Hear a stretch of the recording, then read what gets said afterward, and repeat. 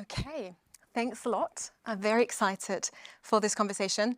James, we just heard it, and then came 2022. You've just heard the overview of the state of European tech, and you've been around through previous cycles. So from your perspective, what are your current thoughts on the tech and growth ecosystem in Europe? Judith, you're so polite. What you really meant is I'm quite old. Yes, so I do have experience of this. And, before directly addressing the Europe question, I think we all need to accept and realize that struggle is the normal form of existence for entrepreneurs. And one shouldn't even think that it's just flawed businesses that go through that. I remember very clearly listening to Jeff Bezos in 2004 or 5 and saying, this is incredibly frustrating. All our internal metrics are going in the right direction. Yet the only one that anybody pays attention to is the external metric of the share price. Tesla was within literally weeks of going bankrupt. So, if you're finding yourself struggle, that is normal and it is part of the process. And the oddity is that we have these straight lines up and to the right that the charts illustrate. But, I think the opportunity in Europe, judged by its own metrics and by those exponential technologies that power change, is way greater than at the last crisis in 2007 and 9, because the raw material of those vast technological epoch-making changes is there, and that many of them are much more suited to a European style of business than the rather show-offy platforms that we've had to obsess about in recent years. To my mind, one of the big problems in Europe has been that really we couldn't convince ourselves that these were necessarily great innovations in many cases. But the tech with purpose, the tech with solar and wind technologies, battery technologies behind them, the tech in healthcare with big data, genomics, the potential in, say, synthetic biology, all seems to me things that fit with the aspirations, hopefully, of your generation. And there are many more of these than used to be. And equally, I think we have a definitional problem. Actually, and I find this interesting, people very often ask me about the 4 companies that were measured. I think probably over my career, the most satisfactory, compelling experience has been working for years and decades with the people at ASML. Most people wouldn't, even in this room, I suspect, wouldn't be able to name the critical people behind that company. Yet, to my mind, its contribution is unparalleled by any company in America or Asia. Without it, Moore's Law and all these platform companies wouldn't exist. So I think we've got to be looking at the new inspirations, but also proud of where it's been in the past. And I think we undersell ourselves enormously, and I get deeply frustrated when I'm in gatherings in America from that direction. I love that, and I think what you said about struggle and embracing the struggle, doing things not because they're easy, but because they're hard, I think that really, rings very true. Kind of building on the point of ASML and the great founding team behind that company, you kind of have a very global perspective. So you're based in Scotland, you work for a Swedish company, you've invested in the US and China. What, in your view, are the chief strengths of European founders? What makes for that very unique DNA? Well, I think, and hopefully it does link back to our previous question, I think it is this willingness to see it as, on the one hand, a matter of deep science, what's going on. One of my privileges at Kinnevik is working with the people at Northvolt, both on the board directly. But the level of determination and ambition and time frame that people in Europe can grasp, I think we underplay how important that notion of struggle, which you've just mentioned, actually is. But that struggle is about a time frame as well as the hardness of the problems. And I think one of the great virtues that we can have, and absolutely SML it epitomizes this, is you can say, look, my mission for the next 40 years is to try and beat Moore's law. And we can all make up analogous examples for the new technologies. That is way better, way more appealing, way more powerful, way more enduring itself in terms than much of what we see elsewhere in the world. So I think it's that willingness to not just embrace the struggle, but embrace the time frame that is critically important in this. So it's almost saying that founders need to really kind of run the marathon and embrace the endurance that comes with building a company, which I think is a beautiful image. Kind of switching over to the investor side, if you look at how private and public markets elsewhere have embraced growth and tech investments, why do you think we're not yet seeing the same level of that in Europe? Looking at, for example, Baillie Gifford and Kinnevik being two of the very few kind of crossover investors that we have here. Oh, gosh, Judith, and in a sense, I'm genuinely much more interested in what people like you of your generation see as you're able to do than though I was semi-trained as a historian, I think looking back can be dangerous in this. But I think that we need to differentiate in our industry between those people who are involved in finance for the sake of finance, and those people who see our task as being to help create great companies. And I think it's become so all-embracing to be consumed by the financialization of it and its consequent metrics that we find it difficult to do that. And the fact that lots of people have made far too good a living out of providing and circulating secondary capital must be a huge part of this. So I think we have to, I'm sorry if it sounds obsessive or if it sounds moralistic, but I think we need to get back to considering what the purpose of finance is. And it's to help create companies, and great companies at scale that will help our societies and humanity move in the right direction. And that is not something which has been popular over the last 30 years. I think your generation is genuinely a much better place to make judgments on those sort of grounds, and those are the imperatives that matter. Not finance for the sake of finance. I'd love to just double click on that briefly, because I think there's so many investors in the room with us today, but also listening in. How can we do that? Do you have a couple of examples of how concretely we can go back to our respective institutions and really change the mindset if it doesn't just come from a generational shift, but we were to just say we can do better as an ecosystem, and here's a couple of things, or ways in which we can think differently about this? Well, I would anchor on your thinking differently.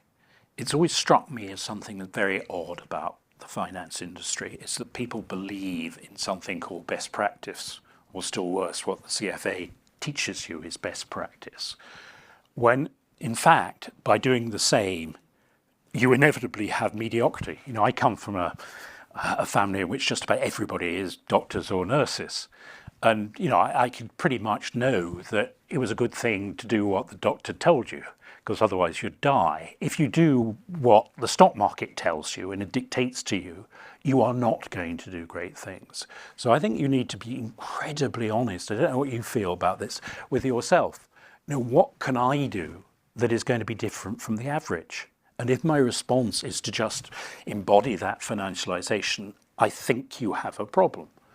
Secondly, I think you should put it very directly to yourselves and your colleagues. And sorry if it's saying you personally, because I certainly don't mean that, but since it's you asking the question, I think we need to subject ourselves to the same discipline. What will give us most satisfaction over the course of time? And, our investment with Tesla was, I think most of you can imagine, difficult. It had many, many years when it didn't seem to be succeeding. And I got yet another letter from a hedge fund saying, this is really stupid, it's going bust tomorrow, etc. But at the end of it, for all the, how should we put it, the eccentricities of the founder, I think to know that you have at the margin helped create a company that made the world a better place and has transferred the car industry from its previously myopic state gives you more satisfaction. And, I'll be blunt about it, that matters much more to me, and I think gives most people ultimately more satisfaction than just, getting a bonus or a lot of pay one year. You just mentioned Tesla as one of the examples, and a company that you backed before one could say it was consensus that it was going to be an outlier success. And the same goes for a couple of other really notable investments. So you just mentioned a couple of lessons learned, but are there other lessons learned that are particularly memorable or kind of relevant to the current moment in European tech? I'm cautious of wanting to generalize my own experiences, which may have been random bits of luck and bad luck and whatever. But I really would, because I think it makes a lot of impact at this moment in time. I really would emphasize that I think you should judge yourselves and have relations with your investors that are about setting out your own metrics of what success looks like. And they shouldn't be capital markets ones. So often I've heard people say, well, the stock market doesn't understand, but then launching into another recitation of quarterly earnings and quarterly share price performance, etc. I think you endure through these periods of time much more if you can say, look, this was my philosophy. And I think so many of the really greatest founders are absolutely clear about setting that out in advance. This is what we want to achieve over the next 20 years. This is how we will do this. To go back to the SML one, it's saying our point is to try and outperform Moore's law. It's not to beat the competition or to produce the quarterly earnings of it. So I would absolutely plead for everybody to have their own metrics of how they will judge their own success. And I think that gives you both much more resonance with your investors and much more enduring power to build the companies in the way that you think it ought to be done. So a healthy dose of maybe ignorance, one could call it, but also focus on what actually matters when it comes to building the vision that founders have. Let me come to some data. So one of your former colleagues at Scottish Mortgage recently did some analysis showing that the trust invested in 749 companies over the past 20 years, and that out of those, only 69 companies, which is only 9%, drove the excess returns. Considering how successful you were in returning value to shareholders, that demonstrates the importance of power law. And so how do you do that? How do you spot these companies? What do you look for, kind of, looking forward into the next decade of what's ahead? Oh, Judith, I'm glad you kept this relative much to the end, so you won't be able to push on this too much more. But actually, I think that's quite a high number. And I think your reference to power laws, which in a sense people have always known matter in private markets, are absolutely as much applicable in public markets.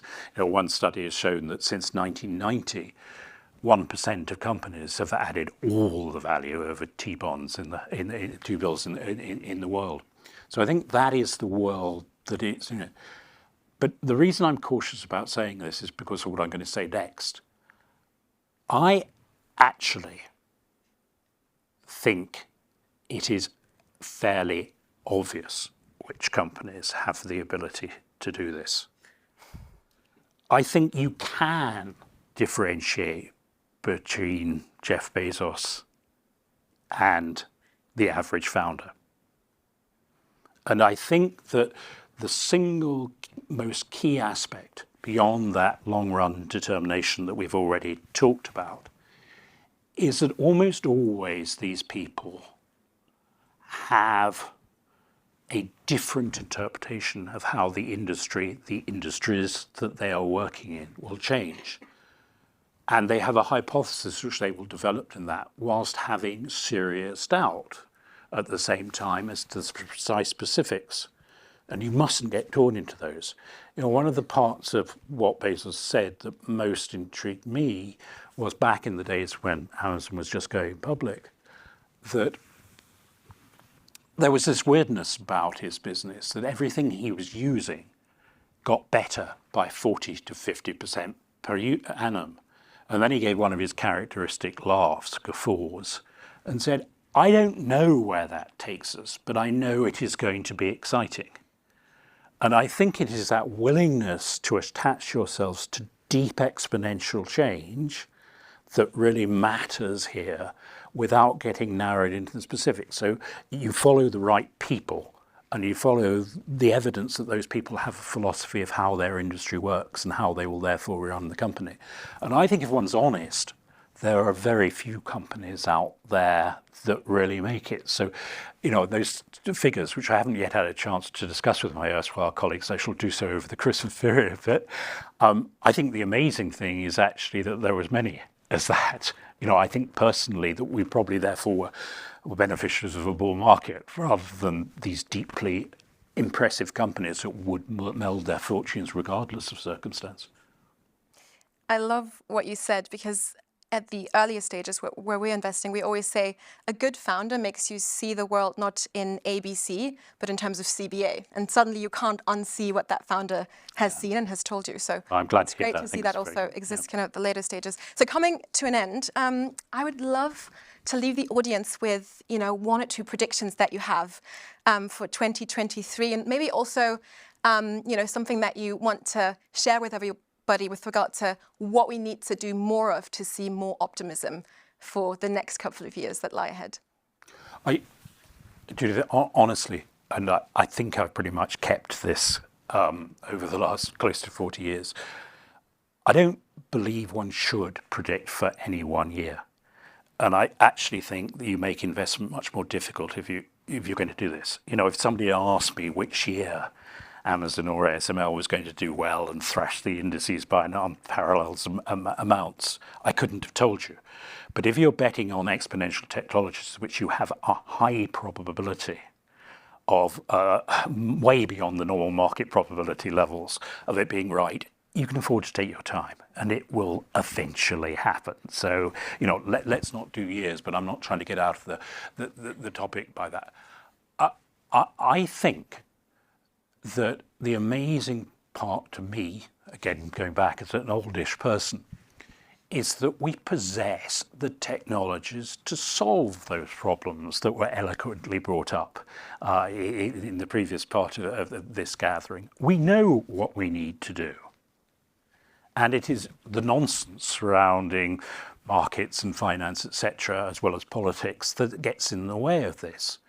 So I believe that the opportunities for huge scale investment in renewable technologies, with technologies that are working on your side, are extraordinary. And if I had a real wish for what I would like to see Europe doing more of, doing better, I think from several decades of healthcare usually being the reverse of Moore's laws, Eron's law, where you put twice as much in and get half as much out, we're potentially moving to a world in which the combination of data and genomics means that we understand human biology way better than we have at any time in the past. My biggest frustration is why more of that is not happening in Europe. And I would like to see a wholesale examination of that and the creation of a much better specialist healthcare venture capital and successor investing companies that can really scale what's going on in there. That would be my deepest hope. And perhaps some of us can try and help with that. We'll definitely give our best. So thank you so much. No nonsense, lots of endurance, no predictions, and focus on the long-term vision. Thank you so much for sharing that with us.